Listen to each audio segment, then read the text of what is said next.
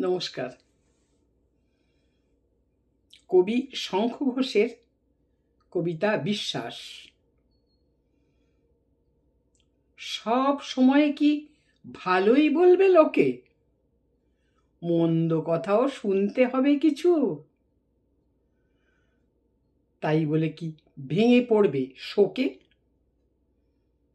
তাতেই এমন মাথা করবে নিচু? এও প্রকৃতির জোয়ার ভাটার মতো যাওয়া আসার ছন্দ মেনেই চলে।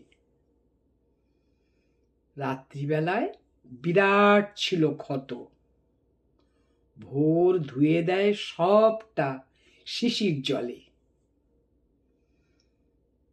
তোর মুখটাও যদি এমন কাতর, আমার জীবন শূন্য লাগে তবে।